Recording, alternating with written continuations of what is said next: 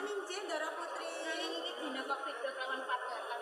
Enten kados pundi Ndara? Satiku iki tansah wasang sumetan. Kok iki ana kahanan apa sing kumaha papas kene. Ampun menggalih boten Ndara Putri. Kula minangka abdi dalem panjenengan ugi nderek memuji, mugi-mugi boten wonten alangan menapa-menapa wonten taman kaputren Jejer.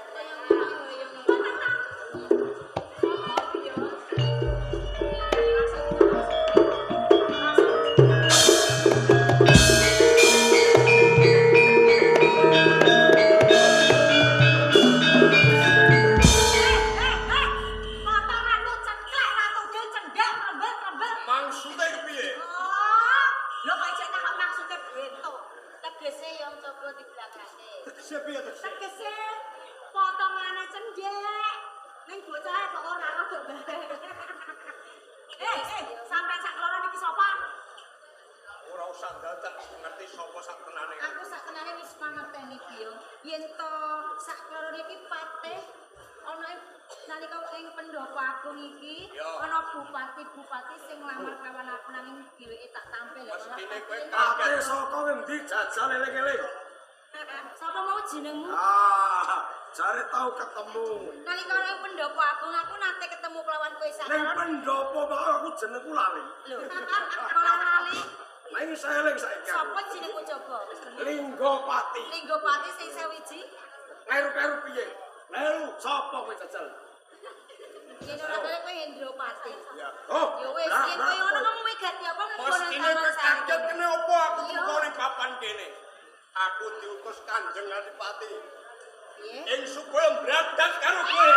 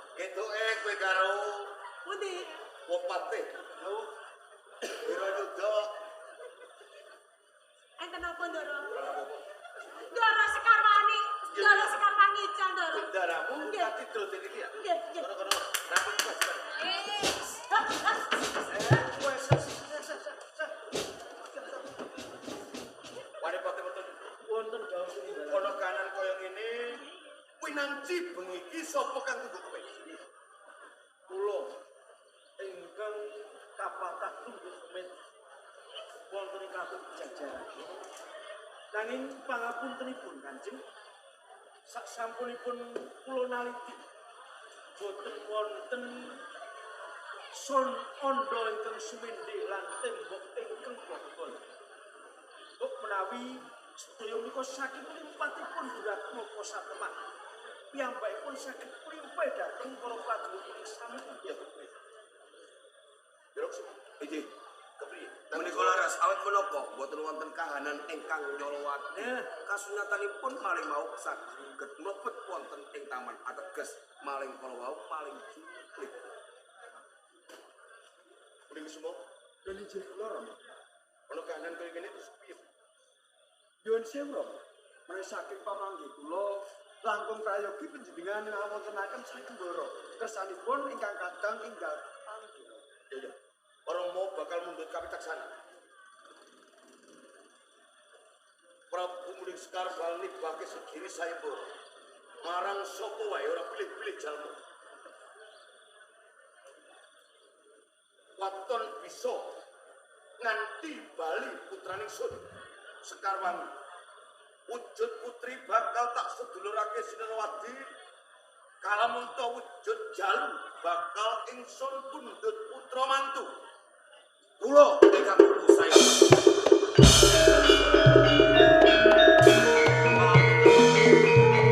Kakak pupu saya boro panjenengan. Biro semua inggih anggono kukir saya boro jowo kuwi kowe lati. Nanging aku kepengin bukti. Berarti kula buktekaken. Kula nyuwun.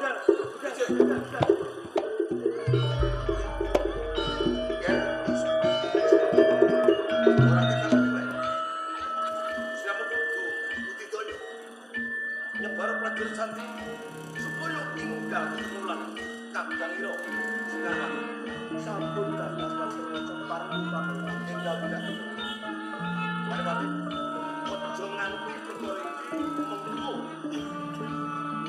kapil dening Kakang Mati Sobat Muncul luwih becik saben raja mengko berpindah keraton Pajajaran supaya tidak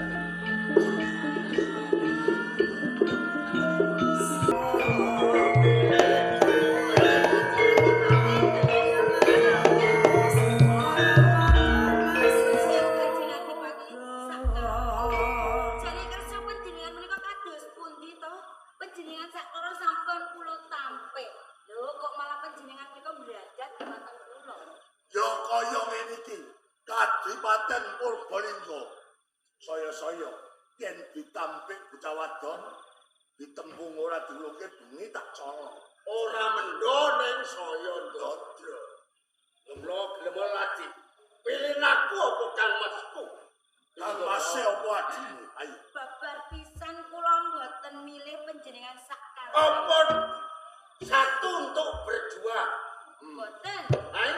Kula mboten sudi kalian panjenengan.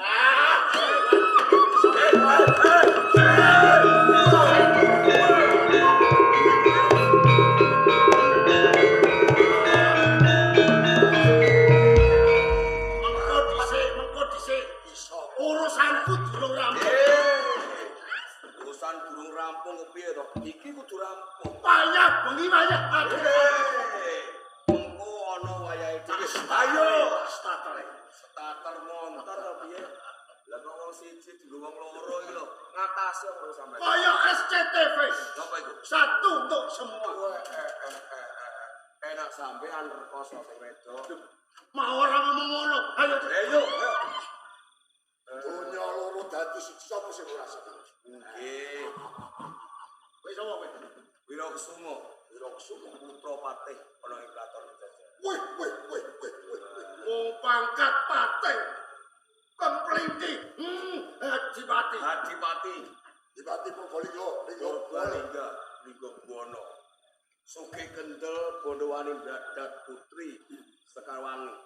Lho dilamar ditampik tak colong. Oh, mbok colong. Ini Karepmu piye? lho Sekarwangi tak jaluk.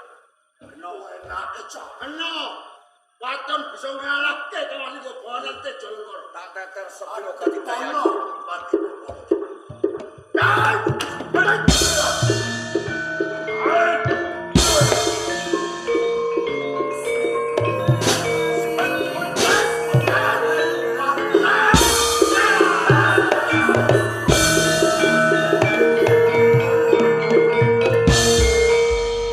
Ngono ae mlepuk. Iki lho Adipati. Pati udare mlepuk. Kuwi lho sing mlepuk kasunyatane babar pisan. Kowe ora kuwowo tanding lawan aku. Ngono ae mepak omongan gede. Apa kecengisan iki? Rasa guyu-guyu.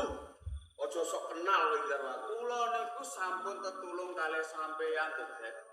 Aja ngawur. Ngawur pripun? Tapi kok tetulung lawan aku iku?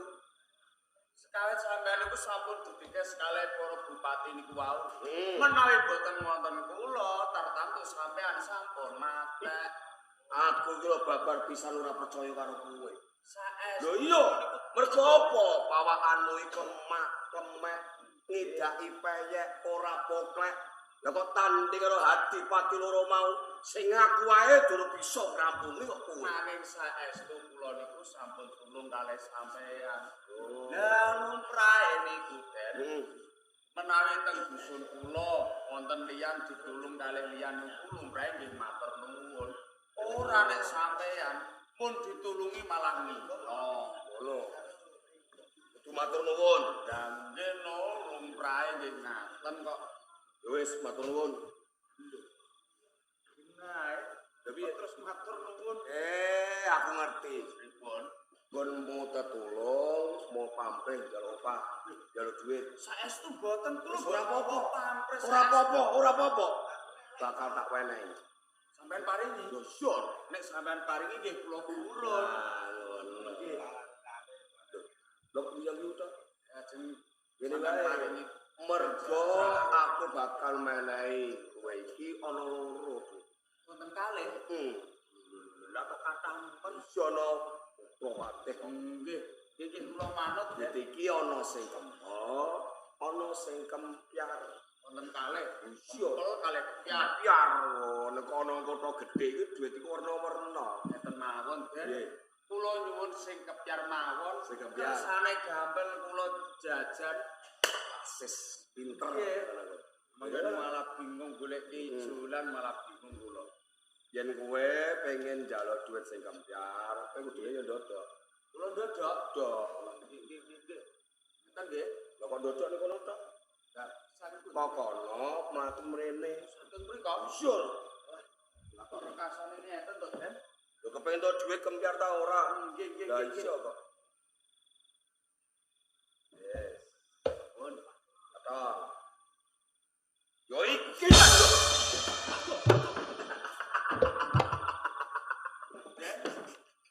Pripun? Lha iki bebunga duit kempyar yo iki. Duit kembyar iku kula ditapuk niku wau. Lho iya. Walah. Kowe kuwi nggonmu milih iki yo kleru kok. Nek ngaten kula nyuwun sing kempel mawon, Den. Lah sing Niki kempel. panas ya. Ngono iku. Sing kempel mawon nggih. Yo sing kempel kono. Nggih. Nah iki. Lah kok malah kula dijotos to, Iya. Den? Lah kok penak temen isih kurang. Iki tak wenehi sak umur-umur kowe ora bakal bisa lali. Sampeyan paringi melih. Iya. Mungkin sampeyan jotos Ora. kampleng. Ora tak jotos, ora tak kampleng. Nggih. Kowe bakal eling sak umur. Nggih, kula purun. Tenang. Nggih. Macam ngene.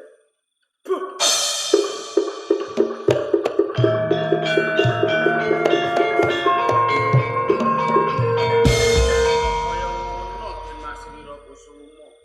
Lumene Ganjar dikampleng dijotos bareng sing guri kok malah aku dikecoy. Lho iki tunggal iki. Ojo ae. Kowe mesti kancane kok mau ya. Jur mergo sadap-busanmu padha karo pawongan kae mau, mesti kowe kancane. Pancen aku srawu. Lho, cetha to? Ning kok yo ora terus kancane ngono to. Mesti kowe iki arep ngewangi karo kancamu arep ngecoy karo aku. Ora kudu srawu karo aku. Sopo kowe? Aku Nding Kusumo putrane sesembahan ning kraton Jajar. Pangeranmu Ndeng Kusumo. Mati iki. Lah iya. Iki ngapunten Ju Yen Pangeran. ora kleru mau jenengmu Setan. Sampeyan kok lepas tak rungokke saka kadulan. Jane aku arep ditulungi marang kowe. Durung tumeka kene, Wiro Kusumo wis ninggal. Nggih, kurang ajar niku wau. Setan Pun kula tulungi kok malah kula dikampleng, dijotos, bareng niku kula dikecoy, Den. aku wis ngerti kok dandiane iki. Setan. Nggih. Jane apik kekarepmu. Mung wae gone waos kok ora. Nggih. Niku wau Wiro Kusumo. Kene ngadeg jubuhake marang sayembarane Kanjeng Rama kang bisa mitulungi marang kadangku yen kakung bakal dijodohke dijauhke monggo kowe sing bisa lho kowe melu aku munggah ana ing pendopo kraton Pajajaran tak suwunke Kanjeng Alah mboten, mungkin kula dijotosi dikecoy meleh mboten usah diparingi ganjaran mboten napa-napa kula tak wangsul mawon. mengko aku sing tangguh Saestu. Sampeyan tanggal jawab nggih. nah Menawi kula dijotos dikecoy sampeyan kula jotosi. kok malah ayo bebarengan munggah Ngaten nggih. Monggo.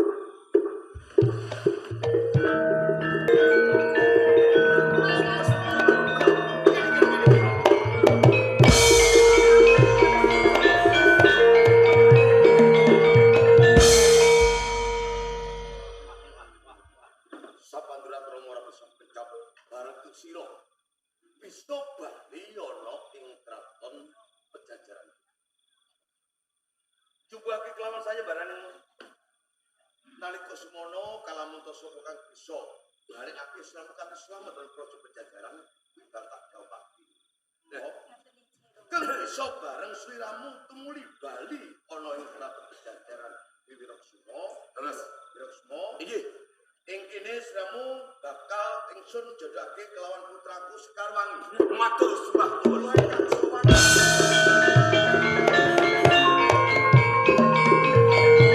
Kepareng mujatur.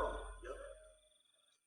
Wonten iwah-iwahan apa wonten menapa kok sami kempal wonten ing pendhapi keraton Jajaran? Jumbo kelawan sayembarane wong atuwamu ya panjenengan ingsun marang sapa kang bisa nganti bali kadangira Sekarwangi kuwi batok jodhokake mongko cetok kang bisa ketulung ora liya Raden Wiraksuma putrane Waktu Patih Mertayuda. Nyuwun sewu Jirama. Estunipun ingkang saged mitulung ingkang kadang menika Dede Wirakusuma. Nanging Sliramu bisa matur kaya kula mangertosi Rama.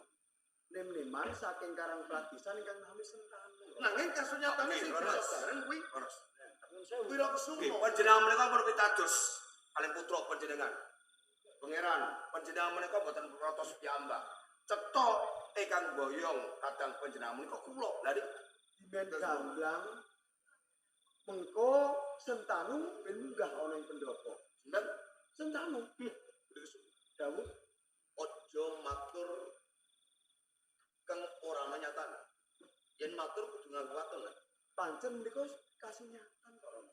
Yen pancen ana manungsa sak liyane Wirakusuma kang bisa mitulungi kelawan kadangira, coba enggal arepke. Pareng. Sentanu.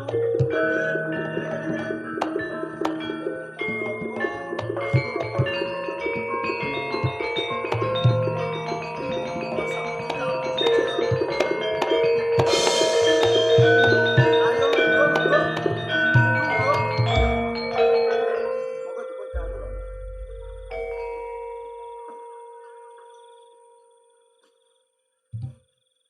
Wirakusuma. Ora kena kaya ngono. Kene-kene lho, Bro.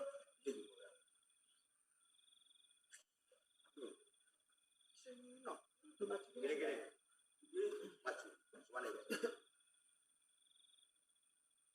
dasar ora tau lugu ning nggon apa to piye iki? Wirakusuma. Sopo jenenge? Kula Sentanu, Dik. Bener cantik sok. Pak Demu. Wirakusuma. Lho, Karo Ratu Dadi-dadi satu Paman Patih. Nah, Kula Sentanu sinuwun. Oh, sebentar. Nggih.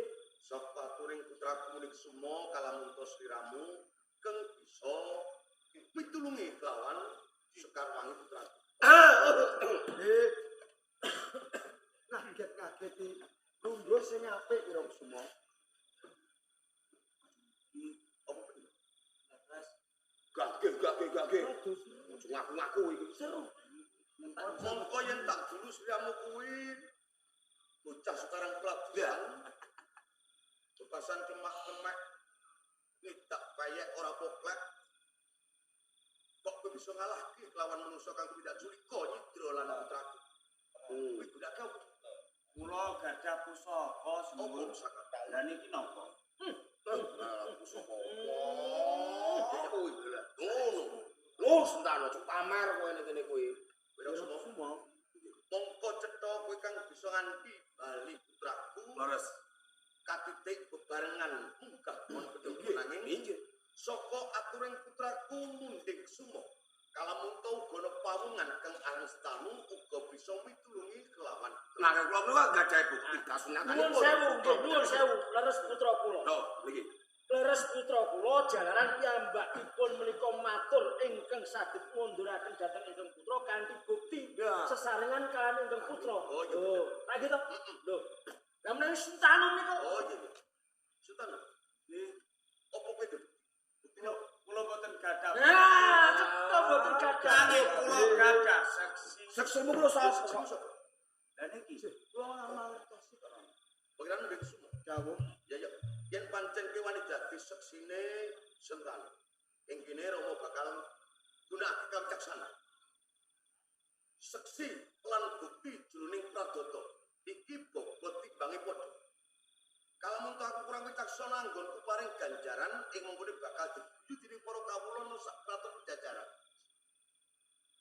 Kanggo ngawekani supaya cetha lan genah perkarane. Antaraning Wirakusuma lan Sentanu bakal tak du. Sapa kang unggul juwite utawa menang? Ya ing kono kang menang gaduh kelawan putraku Sekarwangi. Nggih, Saka. Wis aku nggih. Sentanu. Nggih, wis Gosak. Nggih, kula nggih wani. Ora usah wani-wani kowe. Sing mbok adep yo sapa? Wirakusuma. Nang nyuwun sewu Rama. Iya piye to? Wonten jago rak kedahipun wonten botoipun. Ramene pancen kudu kaya ngono. Jagotoan iki. Nggih, mboten napa-napa. Kula mbotoi kalih anak kula dhewe. Ha. Resmo. Botoi anak. Nggih anak kula dhewe. Yen ndek semua, botoi sapa? Wis Sentanu wong kula mangertosi kok. Ning wonten tatananipun. Tatanane. Jago padha jago tarung. Botoh ora elok, ora entuk melu-melu. Yen boto melu-melu, lho, yen boto melu-melu, Minggat boten napa-napa. Oh ya aja. Lho, Nek boto melu-melu kudu musuhe ya boto. ngoten. Arep kula niku minggat ngono gendang. Gendang rampung. Iki ora datang jawab. Ngoten. Nggih. Niki sakniki to, Pak? Mangke. Iya. Enggal kapurwakane. sing tenanan, kaya sing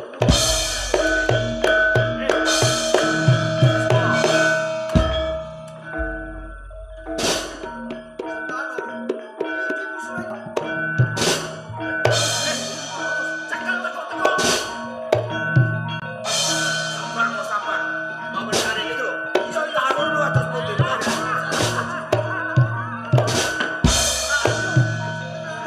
Ayo, ayo.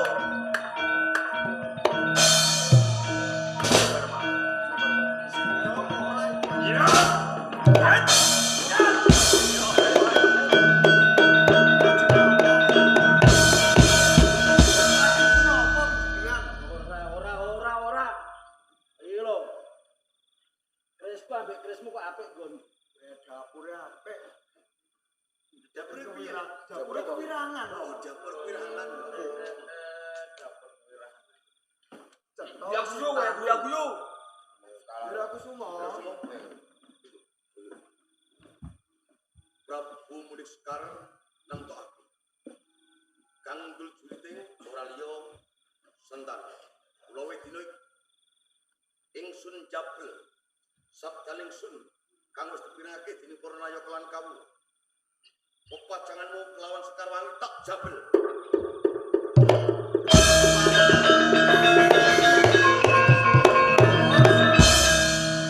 Sinan para nayaka sendana lan kawula Sentanu bakal ingsun pundhut putra mantu kinarya Brayan kelawan Sekarwangi.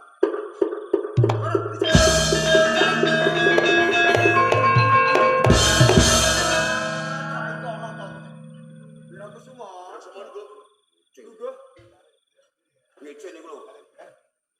Ya aja gelo atimu wong nyatane kowe ya kalah tenan. Kula mboten gelo. Lah niku ki abane lho. Ngece lho kan ngece. Yo menang. Wong menang kuwi lumrah. Ning wong kalah uga kudu gelem lenggono. Kudu bisa nampa. Senanu nggih. apa men? Ini kerja lawan aku Kakang Sentanu. Ubeng kalon-alon pipit likur. Ini Kakang. Sik. Iya to, Kakang. Kopal kok. Aku tutup.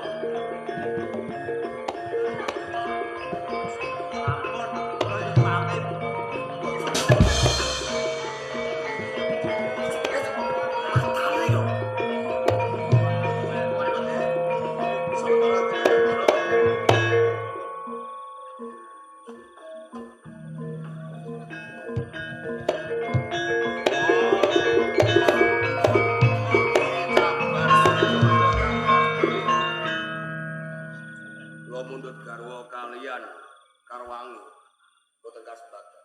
Sing kebangetan iku. Lha kok kebangetan kula niku kados pundi? Kowe ketotak-ketotok gedebus kaya Pak Mitra ya kowe.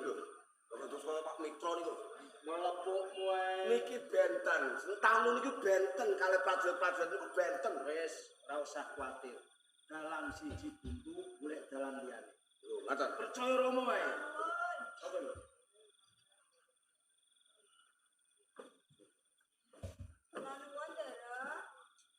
Kowe tekono ing pejajaran iki jenengmu sapa? Kula Andini. Lah golek sapa? goleki bapake anake kula niki lho Ndara. Wong goleki bapake anakku sing kok gembol kok menyang pendopo iki. Lah bapake anake kula niki nggih teng pendopo niki kok teng pejajaran niki lho Ndara. Lah terus sapa? Bapake. Bapak niku sapa? Bapake sapa? Den Mas Wirakesuma kok. Lho kok ngaku-ngaku gayamu iki lho. Boten kenal kok kula. Lho apa ngaku-ngaku niki? Kok iso aku bapak rabune kapan aku karo kowe? Lah biyen kondone seneng, kondone tresno. Endi tepung karo kowe wae ora kok. Lho kok tresno seneng peteng. Amnesia niki Ndara. Lho amnesia iki. Lah nggih. Yo panjenengan iki kalih kon napa kon supe napa pripun nggih? Ampun ngaten nah. Ini. Sereng dopo baru ini. Jadi sing gawe kowe meteng iki putraku Wirakesuma. Nggih Ndara. Ngene. Kowe bakal tak aku minangka dadi mantu. Moh. Saestu. Oh sik. Iki manut karo wong tuwa. Kula tak jawab niki Ndara. Engko sik ning ngono syarate. Sate napa? Syarate iki rabot. Kowe teko ning Taman Pamargi Putri, Nggih. ana ning Katon Pejajaran. Ae lho, sik ana kae. Nggih. Mengko kowe ngaku yen kowe bojone Sentani. Cetane kula niki dikon ngaku-ngaku. Nah, Bojone Bojone Sentani. Sate namung niku. syarate ngono. Ning janjine nggih Ndara. Lho kula nggih nyuwun tipak bojo den Mas Wirakesuma. Iya wis to percaya aku. Mergo iki dina Sentani iki ra dadi putra mantu kanjenge. Nek kowe ngaku-ngaku bubar nggone omah-omah, kok kowe tak jawabno karo anakku. Oh ngaten iki nggih. Kula purun nyuwun pamit nggih. Kono. Nggih. Nika Iya, Ndara. kono kae. Niku panjenengan pitados sadereng dulu. Dengan itu pripun? Yen mangke kelampah pinanggih kalian Sentani gede Cilok. Lakon Mengko malah andine dipiloro kelawan ditakoni yen diperintah lawan Patih Merta Gitu. Yuda. Lah nggih lho. Cilaka to. Mengko andine dipiloro sapa sing utusan sapa sing kongkon. Mengko nek piyambake niku jujur. Nggih to. Sing ngongkon kula niki Patih kalian putrane. Lah Cilaka. Nah, ora usah kuwatir. Lho kok ora usah kuwatir pripun? Sing ngondro tekake kene. Wong iku Dro. Heeh. Oh.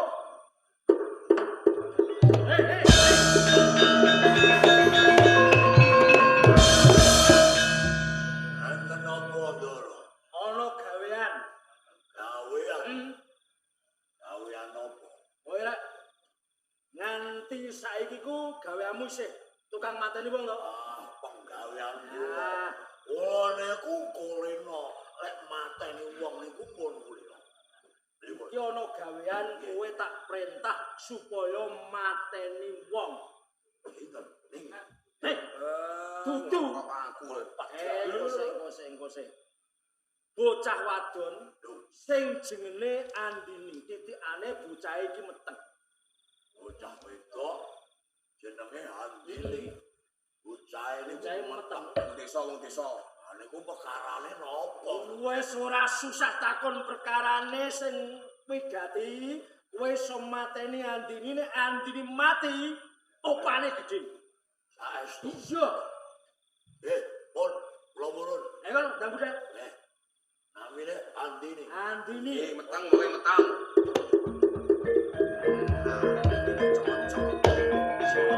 Kelampan kawiya panjenengan yen mangkene pun Andini itu mengalih mati.